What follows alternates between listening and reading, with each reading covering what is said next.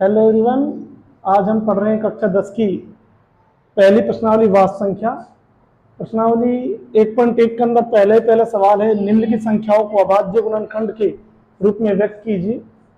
पहले का पहला सवाल है 140 के अभाज्य गुणनखंड करने और अभाज्य गुणनखंड करने के बाद उन गुणनफलों को रूप में व्यक्त करना है।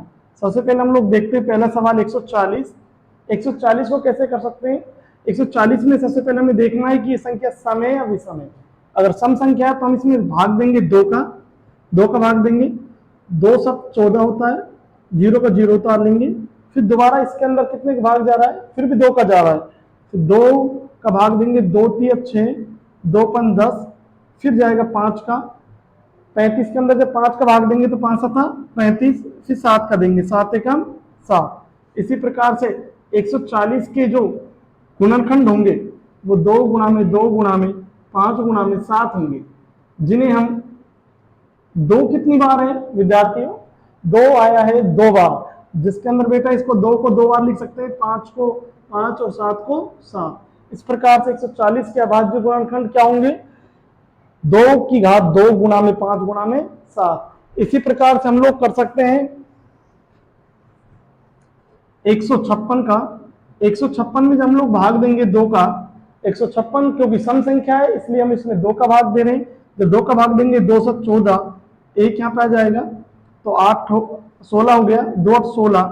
फिर दोबारा देंगे 2 का, 2 तिया 6, कितना बचा यहाँ से 1, कितने हो गया 18, दूनम 18। अब इसमें विद्यार्थियों 3 का भाग जा रहा है आराम से, तो 3 का देंगे, 3 एकम 3, 3 तिया 9, फिर देंगे 13 का।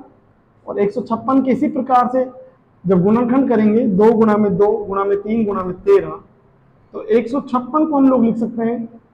तो क्या लिख सकते हैं बेटा, देखिए 2 की घात 2 लिख सकते हैं, 3 लिख सकते हैं और 13 लिख सकते हैं।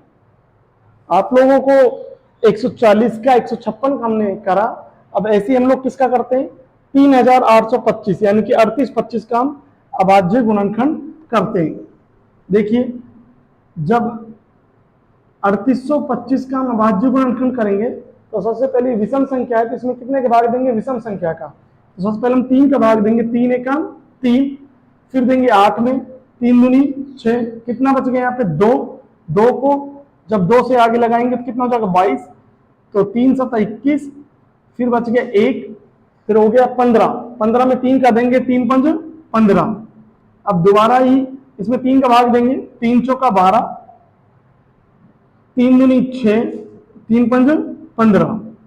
अब इसमें भाग देंगे अपन 5 का, 5 8 40 और 5 25, फिर 5 का देंगे, 5 एकम 5, 5 7 35 और फिर देंगे 17 का, 17 एकम 17। अब 3825 में 3 गुणा में 3 गुणा में 5 गुणा में 5 गुणा में 7, तो 3825 3 कितनी बार बेटा 2 बार, 5 कितनी बार है 2 बार, तो 7 कितनी बार जाएगा 1 बार। तो हमने सबसे पहले किसमें भाग दिया है 3825 में, जब हम भाग देंगे 3 का, फिर दोबारा 3 का दिया, फिर हमने 5 का दिया, फिर हमने किसका दिया है 5 का दिया है, फिर उसके बाद हमने कितने का दिया है 17 का। इस प्रकार से हम इसको हल कर सकते हैं। अगर हम लोग आगे सवाल देखते हैं 5005 का, देखिए 5000 जब 5 को हल करते हैं, 5000 जब 5 को हल करते हैं चौथे सवाल को, तो बेटा देखिए सबसे पहले इसमें भाग जाएगा किसका 5 का, तो 5 एकम 5, अब 0 में भाग नहीं जाता, 0 0 5 एकम 5, फिर देंगे 7 का, 7 एकम 7, कितना बच गया 3 बच गया, 30 हो गया, 7 28 हो गया, 30 में से 28 जाएंगे 2 बचेंगे, 2 और 1 21 हो जाएगा, 2 जब 7 का भाग देंगे तो 7 तिया 21, 7 तिया 21 हो जाएगा।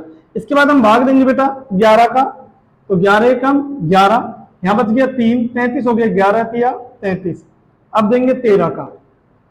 इसी प्रकार 5005 के जब अभाज्य गुणनखंड करेंगे तो 5 गुणा में 7 गुणा में 11 गुणा में 13, इनके किसी के जोड़े नहीं बन रहे, तो हम इसको इसी प्रकार से लिख सकते हैं।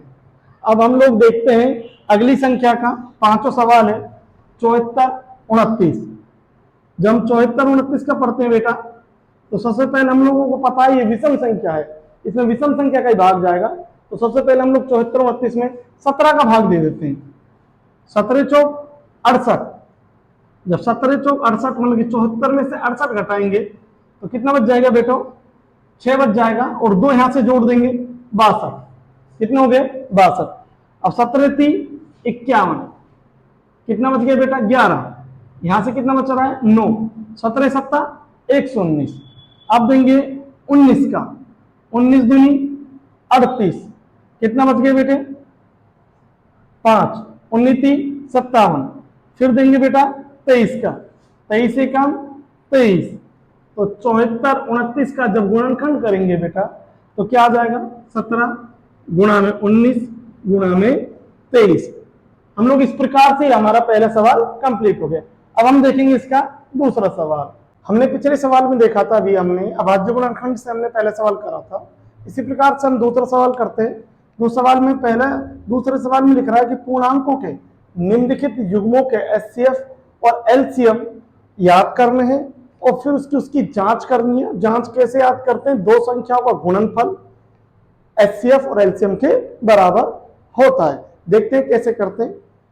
सबसे पहले बेटा क्या लेना है, 26 और 91 लेना है। तो 26 और 91 पहला सवाल है, इन दोनों का क्या निकालना है, एचसीएफ और एलसीएम। सबसे पहले हम लोग एचसीएफ याद करने, तो 26 सम संख्या है इसलिए हम इसमें 2 का भाग देंगे। तो 26 में जब 2 का भाग देंगे तो क्या आ जाएगा 13 आ जाएगा। फिर 13 में 13 का देंगे तो 1 आ जाएगा। इसी प्रकार से हम 7 का भाग देंगे 91 में, तो 13 7 क्या होते हैं 91 होते हैं, 13 का 13। तो हम 26 को हम लिख सकते हैं 2 गुणा में 13, 91 को लिख सकते हैं हम 2 गुणा में 13, 7 गुणा में 13। इन दोनों में से जो मिल रहा है वो क्या है बेटा, इन दोनों में से मिल रहा है 13। तो एचसीएफ क्या हो जाएगा 13। अब हमें निकालना है एलसीएम। एलसीएम निकालते हैं एक साथ, तो 26 और 91। देखिए 2 का भाग देंगे सबसे पहले 26 में तो 13 आ जाएगा, पर 91 में भाग नहीं जाता है 2 का, इसलिए 91 को ऐसे कैसे उतार देंगे। फिर देंगे दोबारा 7 का, 13 में नहीं जाता, 13 को ऐसे उतार देंगे, 91 का क्या बन जाएगा 13। फिर 13 का 13, एलसीएम आ जाएगा बेटा 2 गुणा में 7 गुणा में 13, यानी कितना हो जाएगा 182। ये क्या आ गया इसका एलसीएम, एलसीएम आ गया इसका। अब हम लोग देखते हैं कि इसकी जांच कैसे करते हैं। देखिए दो संख्याओं, इसकी जांच की हम लोग बात कर रहे हैं, दो संख्याओं का गुणनफल बराबर होगा एचसीएफ गुणा में एलसीएम के। अब देखो दो संख्या गुणनफल, पहली संख्या क्या है बेटा 26 है, दूसरी संख्या क्या है 91। पहली एचसीएफ कितना है, तभी हम लोगों ने कितना निकाला है 13, हमने कितना निकाला 13 और 182 एलसीएम।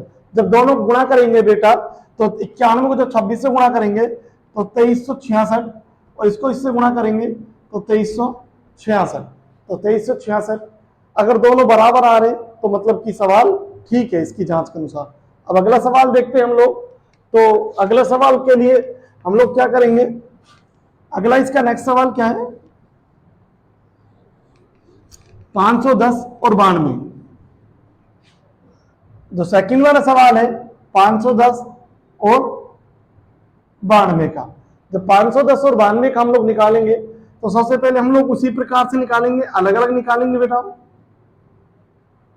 2 का भाग देंगे 510 में तो कितनी बार चला गया 2 दूनी 4, 1 आ गया इसका, 1 क्या गई हासिल बच गया तो 11 हो गया, 2 5 10, 2 5 10। फिर देंगे 3 का, 3 8 24, 1 बच गया 15 हो गया, 3 5 15। फिर देंगे 5 का, 5 कम 5, 5 7 35। फिर देंगे 17 का, 17 का 17। ऐसे देंगे 2 का, 2 चौक 8, 2 6 12। फिर देंगे 2 का 23 बार, और फिर देंगे 23 का, 23 का 23। 510 को के गुणनखंड होंगे 2 गुणा में 3 गुणा में 5 गुणा में 17। तो और 92 के गुणनखंड होंगे बेटा 2 गुणा में 2 गुणा में 23। एचसीएफ हमें याद करना है, एचसीएफ को महत्तम समापवर्तक कहते हैं। एचसीएफ यानी कि सबसे जो इन दोनों में मैच कर रही हो वो संख्या एचसीएफ आएगी, तो इसमें दोनों मैच क्या कर रही है, 2। अब हम लोग बेटा इनके निकालेंगे एलसीएम 510 और 92 का। सबसे पहले हमने 2 का दिया तो 255 आ गया, इधर बचेगा 46, फिर दोबारा 2 का देंगे बेटा तो 255 में जाता नहीं है, ऐसे कैसे उतारेंगे, 46 में देंगे तो क्या बन जाएगा 23, फिर देंगे 3 का, 3 8 24 और 3 5 15, फिर 23, फिर देंगे बेटा 5 का, कितना आ जाएगा 17, 23, फिर देंगे बेटा 17 का, फिर देंगे बेटा 23 का, 23 का 23, तो एलसीएम क्या हो जाएगा इसका, ये जो आगे बैठी संख्या है इन सबका गुणनफल, तो 2 गुणा में 2 गुणा में 3 गुणा में 5 गुणा में 17 गुणा में 23। जब इन सभी संख्याओं को गुणन करेंगे, गुणनफल करेंगे इन सभी संख्याओं का बेटा तो कितना आएगा 23,460। 23,460 इसका क्या आ जाएगा गुणन, 2 को जब 2 से गुणा करेंगे, फिर 3 से गुणा करेंगे, फिर 5 से, फिर 17 से, फिर 23 से। अब इसकी जांच कर लेते हैं बेटा, तो जांच का क्या फॉर्मूला है वो देख लेते हैं। जांच क्या है, 2 संख्याओं का गुणनफल, 2 संख्याओं का गुणनफल एचसीएफ गुणा में एलसीएम बेटा। पहली संख्या क्या है बेटा 510, दूसरी संख्या क्या है 92, एचसीएफ कितना है बेटा अभी 2 आया है, और एलसीएम कितना निकाला हमने 23,460। जब 23,460 को 2 से गुणा करेंगे बेटा तो 46,920 आएगा, 46,920। इसको गुणा करेंगे तो 20 कितना आएगा 46,920। अगर दोनों समान आते हैं तो हमारा सवाल बिल्कुल ठीक, इसकी जांच कर ले। अब निकालेंगे हम इसका तीसरा सवाल। तीसरा सवाल क्या है बेटा, तो तीसरा सवाल है 336 और 54 का, 336 और 54। आइए उसको भी देखते हैं बेटा कैसे निकाल सकते हैं। तो इसका तीसरा सवाल क्या है 336 और 54, उसी प्रकार से निकालेंगे, फिर 54 का निकालेंगे बेटा। आइए 2 का भाग देंगे, 2 एकम 2, कितना बच गया 1, कितना हो गया 13, 2 छिक 12, 2 छिक 12 हो गया, कितना बच गया 1, 2 8 16, फिर देंगे 2 का, 2 8 16, 2 चौक 8, फिर देंगे 2 का, 2 चौक 8, 2 दूनी 4, फिर देंगे 2 का बेटा तो क्या आ जाएगा 2 दूनी 4, 2 एकम 2, फिर देंगे 3 का, 3 7 21, फिर देंगे 7 का, 7 एकम 7। इसमें भी इसी प्रकार से 2 का देंगे 27, फिर 3 का देंगे 3 हम 27, फिर 3 का देंगे बेटा 3 3 9, फिर 3 का देंगे 3 एकम 3। 336 के जब गुणनखंड करेंगे 2 कितनी बार है बेटा 4 बार, तो 2 गुणा में 2 गुणा में 2, 3 एक बार, फिर 7। इसी प्रकार से 54 में 2 3 कितनी बार है 3 बार बेटा। एचसीएफ क्या आ जाएगा प्यारे विद्यार्थियों, देखिए इसमें 2 मैच कर रहा है और क्या मैच कर रहा है 3, तो एचसीएफ क्या आ जाएगा 6। एचसीएफ कितना हो गया 6 हो गया। अब हमें निकालना है इनका एलसीएम। एलसीएम कैसे निकालते हैं बेटा, एक साथ दोनों संख्या को निकालते हैं। देखिए 2 का भाग देंगे बेटा तो ये कितनी बार जाएगा 168 बार, ये 27, फिर दोबारा 2 का देंगे कितना जाएगा 84, ये 27, फिर 2 का देंगे बेटा तो इधर हो जाएगा 42 27, फिर 2 का देंगे बेटा 21 27। अब बेटा 2 का नहीं जा रहा, अब भाग देंगे 3 का, 3 7 21, 3 हम 27, फिर देंगे बेटा 3 का, 3 3 9, फिर देंगे बेटा 3 का, 3 एकम 3, फिर देंगे बेटा 7 का, 7 एकम 7। एलसीएम क्या हो जाएगा प्यारे विद्यार्थियों, एलसीएम हो जाएगा, देखिए 2 कितनी बार है 1 2 3 4, तो 2 कितनी बार हो गया बेटे 4 बार, 3 कितनी बार 1 2 3 3 बार, और 7 कितनी बार है 1 बार। सभी को जब गुणा करेंगे बेटा तो 3024, एलसीएम कितना आ जाएगा 3024 आ जाएगा। इसकी जांच कर लेते हैं बेटा। जांच का वही सूत्र है कि 2 संख्याओं का गुणनफल बराबर एचसीएफ गुणा में एलसीएम। देखिए बेटा 2 संख्या गुणनफल करेंगे 336 को जब 54 से गुणा करेंगे, एचसीएफ कितना है बेटा इधर 6, इसको कितने से गुणा करेंगे? 3024 से। जब गुणा करेंगे बेटा तो 18,144 आंसर आएगा इसका। 18,144 दोनों को बराबर। जब दोनों सेम है तो ये आंसर ठीक। अब हम लोग देखते हैं इसका तीसरा क्वेश्चन। और ये तीसरा क्वेश्चन और देखते हैं हम लोग। अभाज्य गुणनखंड विधि द्वारा निम्नलिखित पूर्णांकों के एचसीएफ और एलसीएम याद करने बेटा। इसके क्या याद करना है? एचसीएफ और एलसीएम। पिछले सवाल में हमने पढ़ी थी दो दो संख्याओं के, अब की बार कितनी कितनी संख्याओं का है? तीन तीन संख्याओं की। तो हम लोग देख लेते हैं उसी प्रकार से, जैसे 12 का, 15 का और 21 का। बेटा 2 का भाग देंगे 12 में तो 6, फिर 2 का भाग देंगे 3, और 3 में 3 का देंगे तो 1। 15 विषम संख्या, 3 का देंगे 3 पंज 15, 5 एकम 5। 3 का भाग देंगे 21 में 27, सॉरी 3 7 21, 7 बार और 7 एकम 7।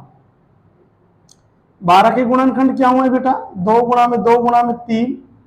15 के गुणनखंड क्या हुए बेटा? 2 गुणा में 3 गुणा में 5। और 21 के गुणनखंड क्या हुआ है बेटा? 3 गुणा में 7। इन तीनों में से क्या कॉमन आ रहा है बेटा? 3। तीनों में से क्या कॉमन आ रहा है? 3। तो एचसीएफ क्या हो गया? 3 हो गया। अब बेटा इनका एलसीएम याद करना है, तो कैसे याद करते हैं एलसीएम? एक साथ 12, 15, 21।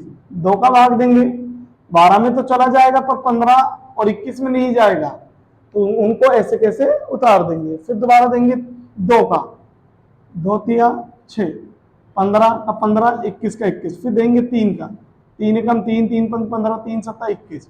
फिर देंगे 5 का, 5 एकम 5, 7 का 7। फिर देंगे 7 का, 7 एकम 7।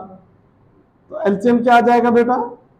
2 गुणा में 2 गुणा में 3 गुणा में 5 गुणा में 7। तो एलसीएम क्या हो गया बेटा? 2 दूनी 4, 4 तिया 12, 12 पंच 60, और 60 को जब 7 से गुणा करेंगे तो 6 7 42, 420। तो बेटा एचसीएफ कितना है इसका? 3, और एलसीएम कितना आ गया? 420। अब इसका दूसरा सवाल देखते हैं बेटा। इसका दूसरा सवाल क्या है? दूसरा सवाल है अगला 17, 23 और 29 का। 17, 23 और 29। 17, 23 और 29। देखिए बेटे जब 17 में भाग देंगे, 17 क्योंकि अभाज्य संख्या है, 17 में किसी भी संख्या का भाग नहीं जाता है, सिर्फ 17 का ही भाग जाता है। तो इसमें किसका भाग देंगे? 17 का। 17 एकम 17। फिर 23 का देंगे, 23 में देंगे तो कितनी बार जाएगा? 23 एकम 23, और 29 में भी इसी प्रकार से 29 एकम 29। जब हम लोग देखते हैं कि 17 के जब गुणनखंड हुए तो 17 गुणा में 1, यानी कि जब 1 का भाग तो सब में चला जाता है। 23 का भी क्या होगा? 23 गुणा में 1, और 29 गुणा में 1। जब इनमें से कुछ भी ना मिले, जब इनमें कोई भी कॉमन ना है, तो हमारा सीधा सीधा सिंपल सा तरीका होता है कि हम इनके गुणनफल में 1 लगा देते हैं, और जो इसका क्या हो जाता है? एचसीएफ। तो एचसीएफ क्या हो जाएगा बेटा? 1।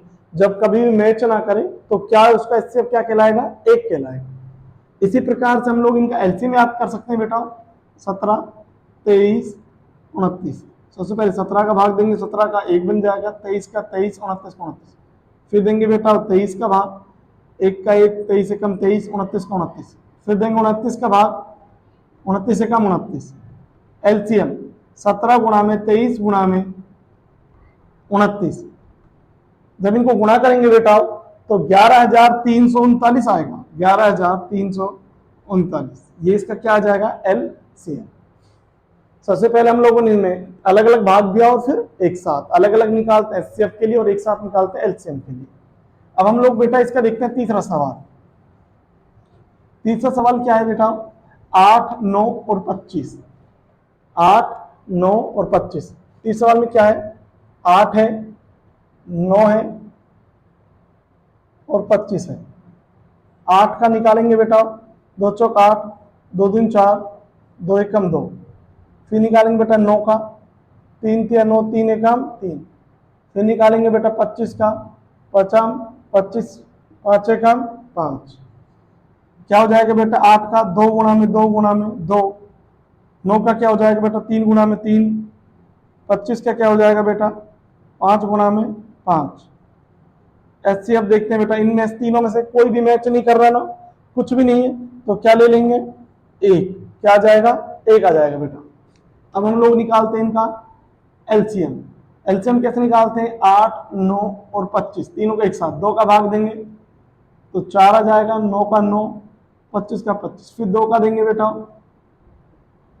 4 का क्या बन जाएगा 2, फिर 2 का देंगे बेटा, 2 एकम 2, 9 एकम 9, 25 का 25, फिर देंगे बेटा 3 का, 3 के 9, 25, फिर देंगे बेटा 3 का, 3 एकम 3, 25, फिर बेटा देंगे 5 का, 5 एकम 5, 5 25, फिर देंगे बेटा 5 का, 5 एकम 5। जब तक एक एक नीचे नहीं आ जाए जब तक भाग देते रहेंगे। तो एलसीएम क्या हो गया बेटा, 2 कितनी बार है 3 बार, 3 कितनी बार है 2 बार, 5 कितनी बार है 2 बार। जब गुणा करेंगे बेटा देखिए 2 दूनी 4, 4 दूनी 8, 8 को करेंगे जब देखिए 3 से, 3 को जब इससे करेंगे फिर 5 करेंगे फिर 5 करेंगे, तो सीध से अपना मतलब ये 55, 25, 25 18 200, 200 को जब 9 से करेंगे तो 9 दूनी 18, तो कितना आ गया 1800। तो इसका एलसीएम क्या आ जाएगा बेटा 1800। चौथे सवाल में क्या दे रखा है बेटा कि 306 और 657 का HCF कितना दे रखा है 9 दे रखा है बेटा, और इसी प्रकार से इसका क्या याद करना है एलसीएम याद करना है। हम लोग निकाल सकते हैं बेटा, एक तरीका तो ये कि हम लोग इन दोनों संख्याओं को एक साथ इस प्रकार से निकाल सकते हैं, दोनों रखी 306 और 657, इस प्रकार से इसका निकाल सकते हैं। एक तरीका तो ये है। अगर ऐसे नहीं निकालना चाहते तो दूसरा तरीका वही है कि दोनों संख्याओं गुणनफल, दोनों संख्याओं का गुणनफल बराबर HCF गुणा में LCM। अगर किसी भी सवाल में ऐसी कंडीशन बन जाए कि उसमें 2 संख्या दे रखी हो और HCF LCM का मान दे रखा हो इन दोनों में से किसी एक का, तो इस प्रकार से निकाला जा सकता है। देखिए पहली संख्या क्या है 306 सॉरी, दूसरी 657, HCF 9, LCM याद करना है। 9 गुणा में है तो बेटा कहां चल जाएगा भाग में चल जाएगा, 9 से काटिए 9 7 63, 9 3 57, जब 73 को इससे गुणा करेंगे बेटा तो 22,338, इसका क्या आ जाएगा एलसीएम आ जाएगा। इसी प्रकार से हम लोग अभी 5वां सवाल देखते हैं। आइए 5वां सवाल देखते हैं। जांच कीजिए कि क्या किसी प्राकृत संख्या n के लिए 6 की पावर n अंक 0 पे समाप्त हो सकती है। तो जांच करना है सिर्फ हो सकती है या नहीं हो सकती। देखिए इस सवाल को करने से पहले थोड़ा सा हम लोग थोड़ी चीज हम समझ लें एक बार। देखिए 6 की पावर n 0 पे समाप्त कब होगी, कोई भी संख्या में इकाई अंक, जैसे मान लीजिए 10 है तो 10 का जो इकाई अंक है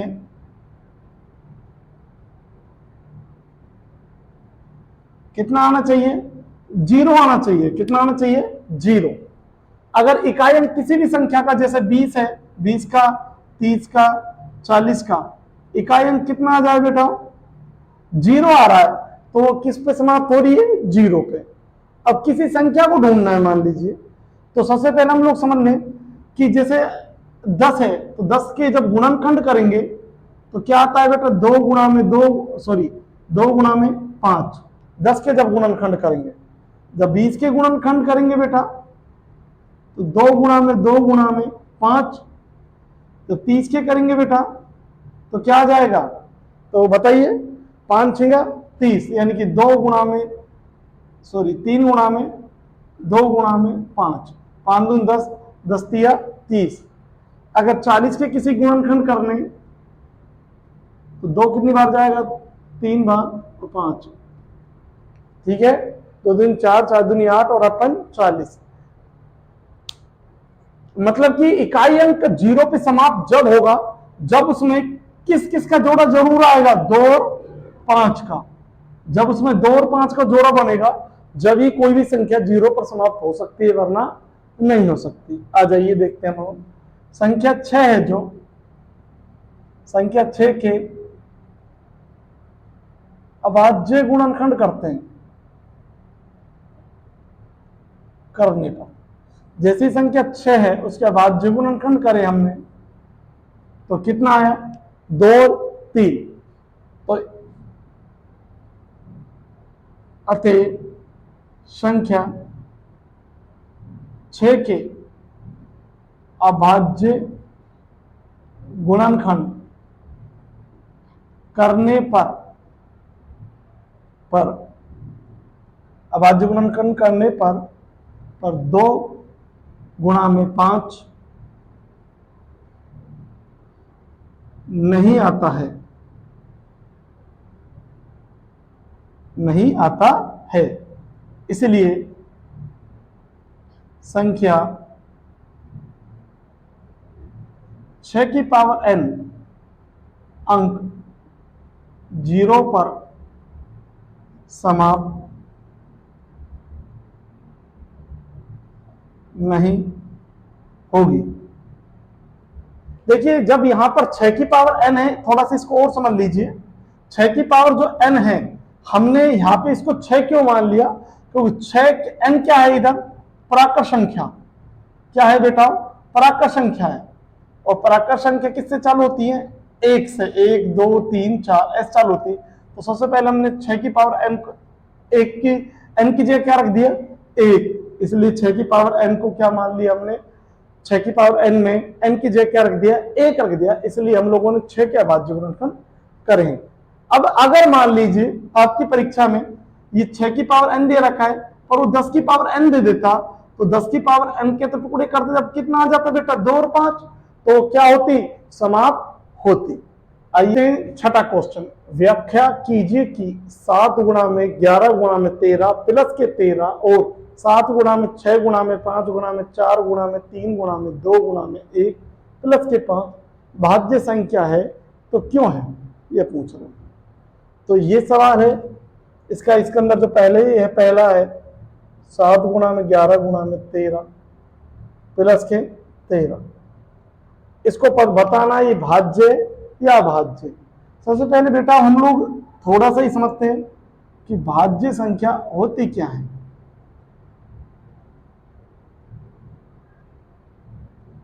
ऐसी संख्याएं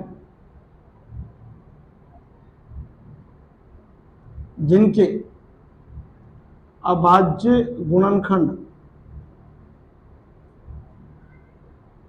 करने पर 2 से अधिक जोड़े बनते हों भाज्य संख्या कहलाती है। कैसे कहलाती है? भाज्य संख्या। उदाहरण के लिए समझें बेटा, जैसे हम लोगों ने ले लिया 4 के जब अभाज्य गुणन करेंगे 2 दूनी 4, 2 एकम 2। तो देखिए बेटा 4 का क्या होगा भाज्य गुणनखंड? 2 गुणा में 2 गुणा में 1 का भाग सभी संख्याओं में जाता है। तो कितने जोड़े बन गए? 3 गुणनखंड हो गए, 1 2 3। तो कैसी संख्या है? भाज्य। अब हम लोग देखते हैं अभाज्य संख्या बेटा। अभाज्य संख्या ऐसी संख्या जिसमें स्वयं का और 1 का भाग जाता है। किसका भाग जाता है बेटा? स्वयं का और 1 का। अब जैसे मान लीजिए 2 है, 2 में 2 एकम 2, तो 2 गुणा में 1, इसमें 1 का भी जा रहा है और 2 का भी जा रहा है। सबसे छोटी अभाज्य संख्या क्या है? सबसे छोटी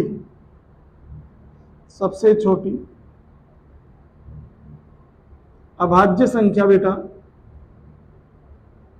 क्या है? 2 है। सबसे छोटी अभाज्य संख्या क्या है? 2 है। तो समझ गए बेटा, जिसके 2 से ज्यादा टुकड़े हुए, जिसके 2 से ज्यादा गुणनखंड हुए, जिसके 2 से ज्यादा सार गुणनखंड हुए, चाहे ऐसा लगा लीजिए अभाज्य संख्या, और जिसमें खुद ही खुद का भाज्य संख्या और जिसमें खुद ही खुद का भाग जा रहा हो और एक का जा रहा हो, वो अभाज्य संख्या। आइए इन संख्या को हल करके देखते हैं। इन सबसे पहले इसमें से प्लस है दोनों में, तो 13 कॉमन आ रहा है, 7 गुणा में 11। देखिए 13 तो कॉमन ले लिया, तो इसकी क्या बच गया बेटा, 1 बच गया। गुणा करेंगे बेटा इनको, 7 को जब 11 से गुणा करेंगे बेटा, तो 11 7 77, 77 प्लस के 1, तो कितना आ गया बेटा, 78 गुणा में 1। तो कितने आ गए बेटा, देखो 78 आ गया, और गुणा में 1 तो हम लिख ही सकते हैं, तो कितना के 13 78 गुणा में 1, 77 और 1 78। अभाज्य संख्या के अभाज्य गुणनखंड कितने करें, कैसी संख्या है, अतः भाज्य संख्या है, क्योंकि संख्या के अभाज्य गुणनखंड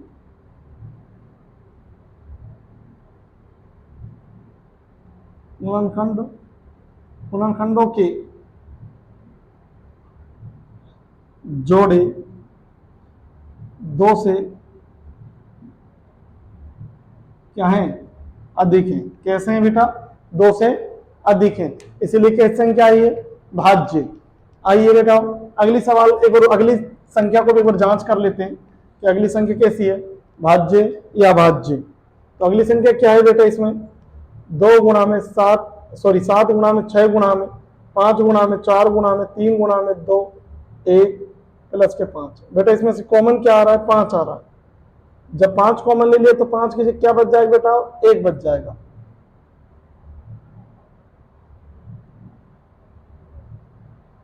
एक बेटा इनको गुणा करेंगे बेटा,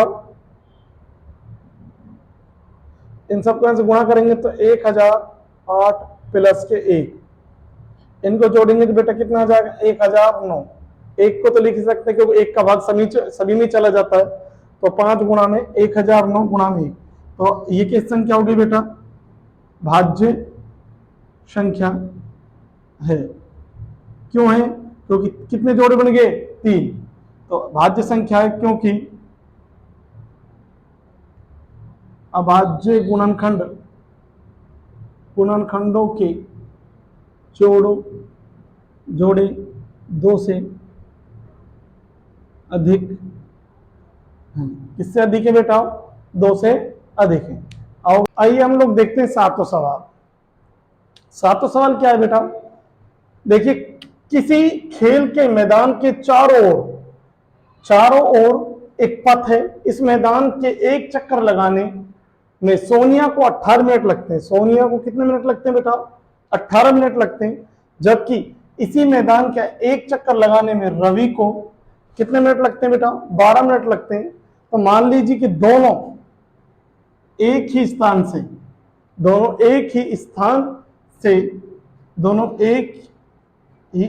और एक ही समय चलना प्रारंभ करते हैं और एक ही दिशा में चलते हैं। किस दिशा में चलते हैं, एक ही दिशा में। तो कितने समय बाद पुनः प्रारंभिक स्थान पर मिलेंगे। आइए इसको थोड़ा समझते हैं डायग्राम से। सबसे पहले उसने क्या करा, एक खेल का मैदान है, मान लीजिए खेल का मैदान, ये मैदान है बेटा, खेल का क्या है, मैदान। इसके मैदान के चारों ओर एक वृत्ताकार पथ बना लेते हैं। ये क्या बना लेते हैं, वृत्ताकार पथ। ये हो गया वृत्ताकार पथ, और यहां पर ये लगा देते हैं एक लाइन जहां से दोनों दौड़ना प्रारंभ करते हैं।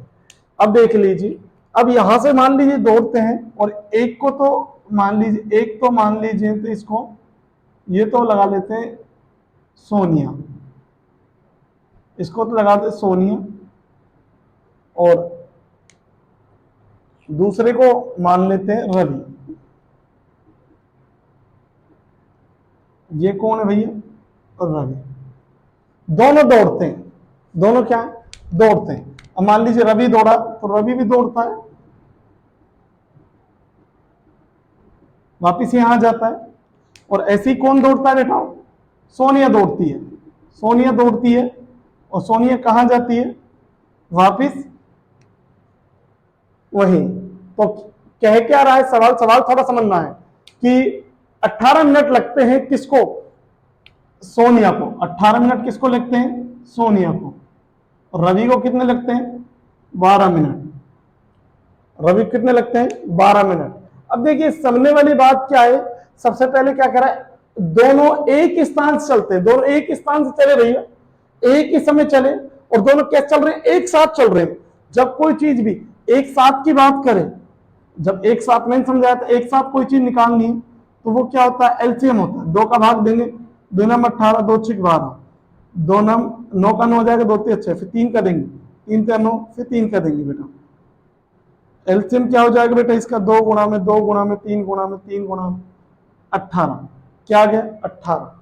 तो कितने समय बाद पुनः प्रारंभिक स्थान पर मिलेंगे, तो आते हैं 36 अतः दोनों 36, सॉरी 3 2 दूनी 3 तिया 9, 9 दूनी 18, 18 दूनी 36 होता है, सॉरी 36 मिनट बाद दोनों 36 मिनट बाद पुनः प्रारंभिक